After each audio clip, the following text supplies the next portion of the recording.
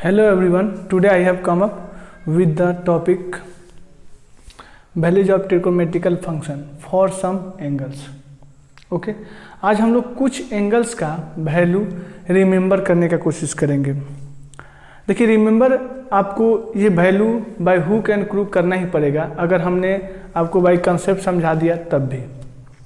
लेकिन इसके पीछे का रीज़न क्या है, क्या लॉजिक लगते हैं, कैसे इस वैल्यू को हम लोग प्रूव करके लाए हैं, क्योंकि मैथमेटिक्स एक ऐसा सब्जेक्ट है जो दूसरे सब्जेक्ट का रीज़न बताता है। तो भैया ये बिना रीज़न का हो ऐसा संभव तो है नहीं, लेकिन जो भी इसका रीज़न है अगर हम यहाँ पे बताने जाएंगे तो हमारी जो लेक्चर है काफ़ी लेंदी हो जाएगी। और हमें पढ़ना है फिजिक्स, और फिजिक्स में हमें इसका सिर्फ और सिर्फ अप्लीकेशन यूटिलाइज करना है। तो हम जितने लॉजिक लग सकते हैं ताकि बहुत कम टाइम में उसे हम लोग मेमोराइज कर सके, अंडरस्टैंड कर सके बाय कंसेप्ट, तो वहाँ पे यूटिलाइज करके हम जिस कंसेप्ट को बताना उचित है वो समझा रहे हैं। जो आवश्यकता नहीं है फिजिक्स में उसे हम आपको लॉजिक नहीं बता रहे हैं। तो लॉजिक समझने के बावजूद भी इसे बाय हुक एंड क्रूक आपको याद ही रखना पड़ेगा। तो मैं बोलूँगा कि आप इसे याद रखें, ठीक है ना।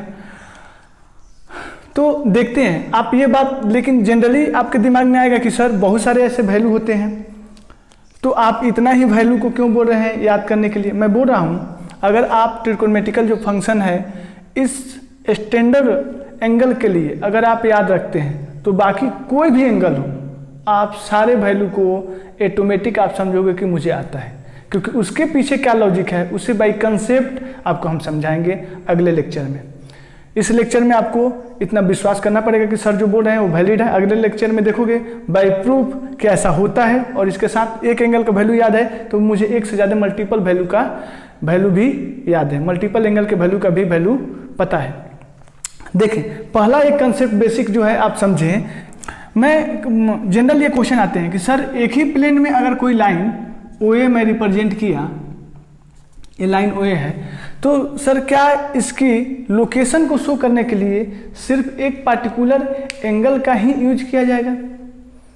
तो मैं बोलूँगा नहीं, एक से ज़्यादा एंगल के माध्यम से OA लाइन का हम लोग लोकेशन प्लेन में शो कर सकते हैं। जैसे देखें किसी को इच्छा हुई पॉजिटिव एक्स एक्सिस से बताना, तो वो बता सकता है कि यहाँ से इसका वैल्यू 30 डिग्री पे है, मैंने मान लिया 30 डिग्री लोकेशन पे है। किसी को इच्छा हुई कि नहीं भैया मैं एक बार रोटेट करके आऊँ, फिर यहाँ से कितना आया, तो यहाँ बोलेंगे 360 डिग्री, फिर यहाँ से घूम के जाए तो फिर बना कितना 30 डिग्री, तो इसमें 38 का दिया, तो क्या बोलेगा 390 डिग्री इसका लोकेशन है, तो भी सही है।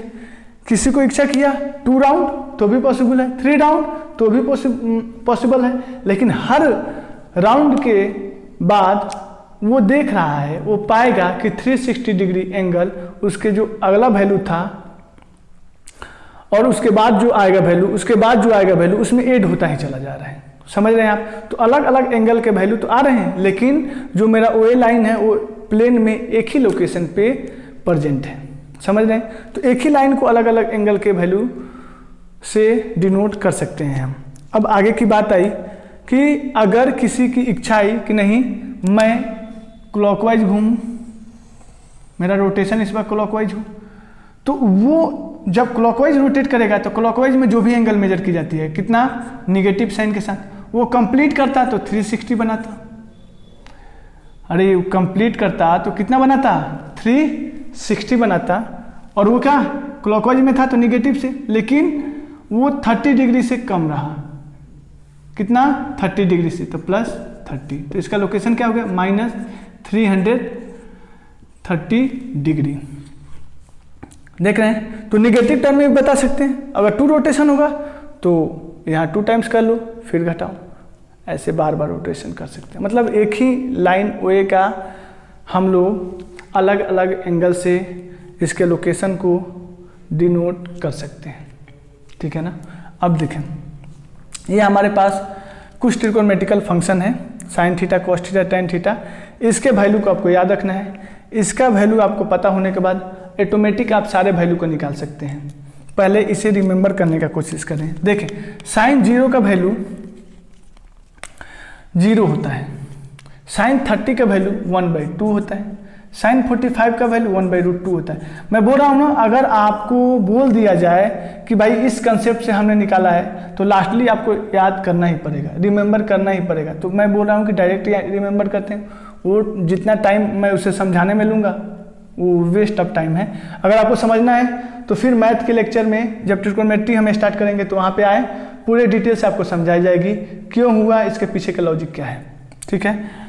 साइन 60 डिग्री, यहाँ पे थीटा का वैल्यू हम अलग अलग पुट कर रहे हैं। 0 डिग्री रखा, 30 डिग्री रखा, 45 डिग्री रखा और इस बार अब 60 डिग्री पुट कर रहे हैं। तो साइन 60 का वैल्यू कितना होगा, √3/2। वैसे ही थीटा की जगह पे अब 90 पुट किया तो कितना हुआ, साइन 90 का वैल्यू कितना होगा, 1।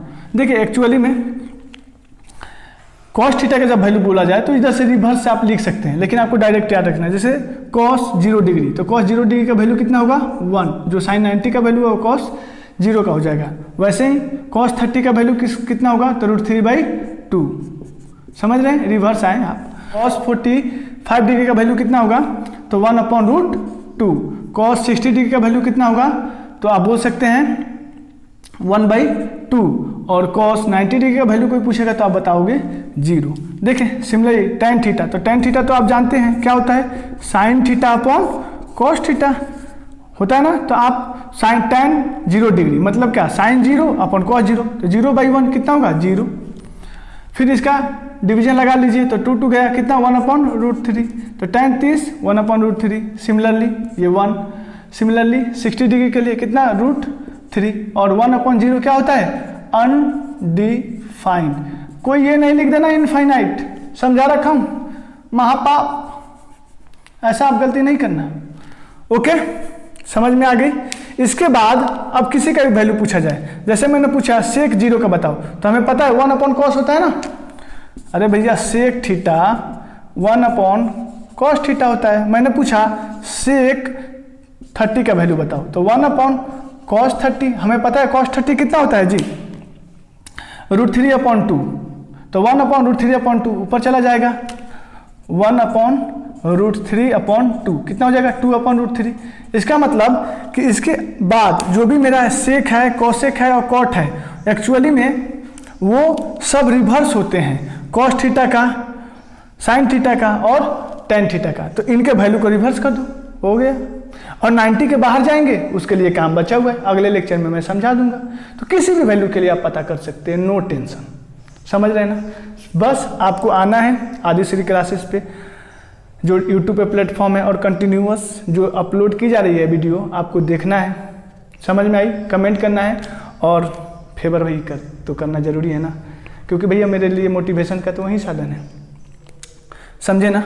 अब देखिए एक बेहतरीन कंसेप्ट मैं आपको समझा रहा हूँ, उसका लॉजिक थोड़ा सा आपको समझना जरूरी है। देखिए ओके, देखें यहाँ पे मैंने एक राइट एंगल लिया, ये राइट एंगल लिया, मैं एक ट्रेंगल का नाम दे रहा हूँ ABC। मैंने एंगल ए को थीटा माना, एंगल ए को कितना माना जी, थीटा। तो मैं पूछूं कि sum of all angle of a triangle, क्या बताओगे आप, sum of angle, angle A, angle B, angle C, आप कहोगे 180 डिग्री है ना। हाँ, और यहाँ पे एक्चुअली में एंगल बी कितना है मेरा, 90 डिग्री। पुट करो एंगल ए और एंगल बी का value 90 degree plus angle C 180 degree. Okay, तो angle A plus angle B, angle C equal to 180 minus, क्योंकि इधर जाएगा तो साइन रिवर्स होगा प्लस, तो इधर आने के बाद माइनस 90 डिग्री। कितना हुआ एक्चुअली में 90 डिग्री, अर्थात angle A plus angle C 90 degree. Okay, actually में एंगल ए को हमने किससे डिनोट किया है, थीटा से। देखिए हम यहाँ पे एंगल थीटा नहीं लिख रहे हैं, क्योंकि अपने कन्वीनियंस के लिए हम डायरेक्ट थीटा लिख रहे हैं, समझ रहे हैं। प्लस एंगल सी कितना हो जाएगा 90 डिग्री। तो एंगल सी का वैल्यू आप कितना बताओगे, 90 माइनस थीटा। समझ रहे हैं ना, अर्थात मेरा एंगल ये सी कितना है 90 माइनस थीटा। यहाँ से भी आप बोल सकते थे कि टोटल सम 180 डिग्री होता है, ये 90 है, तो उससे थीटा घटा लो तो ये मिल जाएगा, तो 90 माइनस थीटा। फिर भी मैं बाई प्रोसीजर आपको समझाया। अगर मानिए एक बार मैं सिमिलर ट्रेंगल ले रहा हूँ, एक ट्रेंगल ये हुआ और दूसरा ट्रेंगल मैं ले रहा हूँ इसके लिए 90 माइनस थीटा के लिए, नाम वही ए बी सी और ये एंगल 90 डिग्री। चलिए इस ट्रेंगल के लिए मैं वैल्यू पूछ रहा हूँ, फिर इस ट्रेंगल के लिए वैल्यू पूछूंगा और आपको बताना है। देखें यहाँ पे मैं यहाँ से पूछ रहा हूँ कि आप बताओ साइन थीटा का वैल्यू, क्या बोलोगे आप? ये परपेंडिकुलर, आपको पता है सामने वाला क्या होगा, एंगल जो भी हमें दिया जाए उसके सामने वाला जो साइड्स होता है वो क्या बताता है हमें, परपेंडिकुलर। 90 डिग्री सामने वाला क्या साइड बताएगा, हाइपोटेनस, रिमेनिंग बेस। तो मैं पूछूं साइन थीटा बराबर क्या होता था, परपेंडिकुलर अपॉन हाइपोटेनस। परपेंडिकुलर क्या है, बीसी, बीसी अपॉन हाइपोटेनस क्या है, ए सी। ओके ओके, मैं पूछूं कॉस थीटा बताओ, क्या बोलोगे, बेस मतलब ए बी, हाइपोटेनस ए सी, कोई दिक्कत? फिर मैं पूछूं कि टैन थीटा बताओ, क्या बताओगे, परपेंडिकुलर अपॉन बेस, तो मतलब B C upon A B, दिख रहा है ना? मैं पूछूं कॉसेक थीटा का वैल्यू बताओ, क्या बताओगे आप? कॉसेक थीटा का वैल्यू बताओ तो क्या बताओगे आप? कॉसेक थीटा का वैल्यू बताओ तो क्या बताओगे आप? हाइपोटेनस ए सी और परपेंडिकुलर, परपेंडिकुलर क्या है इसके लिए, बी सी। मैं पूछूं सेक थीटा का वैल्यू बताओ, क्या बोलोगे आप? हाइपोटेनस ए सी और बेस ए बी, दिख रहा है ना? मैं पूछूं कॉट थीटा का वैल्यू बताओ, क्या बताओगे? बेस ए बी और परपेंडिकुलर कितना, बी सी। ओके, यहाँ पे सारा वैल्यू आप देखते रहें। अब इसके लिए हम लोग काम करते हैं, चलिए इस बार कलर चेंज करते हैं। इस ट्रेंगल के लिए हम ब्लू से लिखेंगे। मैं इस एंगल के लिए पूछूं तो सामने वाला क्या हुआ, परपेंडिकुलर 90 डिग्री के सामने, हाइपोटेनस, बाकी जो बचा बेस। ओके, मैं पूछूं कि बताओ मुझे साइन 90 माइनस थीटा का वैल्यू, तो भैया कुछ नहीं है, एंगल है ना? तो साइन 90 माइनस थीटा का वैल्यू अगर पूछा जाए तो क्या बोलोगे, परपेंडिकुलर अपॉन हाइपोटेनस। परपेंडिकुलर क्या है, ए बी, अपॉन हाइपोटेनस क्या है, ए सी। अब आप इस ट्रेंगल में देखें, दोनों तो ट्रेंगल सेम ही था ना, सिर्फ आपको समझाने के लिए दो अलग अलग पार्ट में किया, क्योंकि एक ही में करने के बाद समझ रहे हैं ना, यहाँ में लिखता परपेंडिकुलर, यहाँ लिखता बेस, कंफ्यूजन होता ना, इसलिए मैंने दोनों अलग कर दी। अब देखें साइन 90 माइनस थीटा के लिए लिखे आप ए बी अपॉन ए सी, ये भी साइड का रेशियो है, यहाँ भी आप साइड का रेशियो लिखे हुए हैं। तो देखिए ए बी अपॉन ए सी कहाँ पे लिखा हुआ है, A B upon A C, actually में A B upon A C cos theta का वैल्यू है। तो क्या हम इसके जगह पे लिख सकते हैं कॉस थीटा? अरे हाँ है ना? इससे क्या समझ में आया कि अगर यहाँ पे 90 हो, 90 कहाँ पे लाई करता है, देखिए यहाँ पे π/2 अर्थात 90 डिग्री से लिख सकते हैं। तो अगर यहाँ पे कोई लाई करता है, एक्चुअली में y एक्सिस पे कोई भी लाई करता है, तो इसकी वैल्यू कन्वर्ट होती है, चेंज होती है अकॉर्डिंग टू द एंगल। जैसे देखिए साइन 90 माइनस थीटा, तो क्या हुआ, साइन थीटा 90 तो एज इट इज रहा, यहाँ पे जो एंगल होगा वो डायरेक्ट यहाँ पे रिप्रेजेंट कर देते हैं, शो कर देते हैं और उसका वैल्यू मिल जाता है। लेकिन चेंज होने का साइन किस में कन्वर्ट हुआ, कॉस में। समझ में आई रीजन क्यों ऐसा होता है? चले कॉस के लिए देखिए, कॉस में पूछूं 90 माइनस थीटा, तो आप क्या बोलोगे इसमें, भैया कॉस क्या होता है, बेस बाई हाइपोटेनस। बेस क्या है, बीसी अपॉन हाइपोटेनस क्या है, एसी। तो क्या बोलोगे, बीसी अपॉन क्या हो जाएगा, एसी। अब देखते हैं यहाँ बीसी अपॉन एसी क्या है, बीसी अपॉन एसी क्या है, साइन थीटा है। देखिए बीसी अपॉन एसी क्या है, साइन थीटा है। एक्चुअली में क्या रिप्रेजेंट कर रहा है, साइन थीटा। समझ में आ रही है? आप इस ट्रेंगल में किसी के लिए भी देख ले, टैन थीटा के लिए देखें, टैन 90 माइनस थीटा क्या हो जाएगी, टैन थीटा। इसके लिए टैन थीटा में हम क्या जानते हैं, परपेंडिकुलर। परपेंडिकुलर क्या होगा, ए बी अपॉन बेस क्या होगा, बीसी। यहां पे देखते हैं ए बी अपॉन बीसी का रेशियो किसका है, देखें A B upon B C, A B upon B C, A B upon B C क्या है, कॉट थीटा।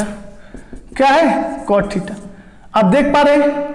तो जहां भी मैं यहां पे बोल रहा हूं कि एक्चुअली में y एक्सिस का वैल्यू कुछ भी हो, π/2 का मल्टीपल हो या यहां पे क्या हो 3π/2 का मल्टीपल हो, तो ये कन्वर्जन होगा, साइन कॉस में जाएगा, कॉस साइन में जाएगा, टैन कॉट में जाएगा। और इसका रिवर्स भी होता है, मतलब कॉट टैन में आएगा, साइन कॉस में आएगा और कॉस साइन में जाएगा।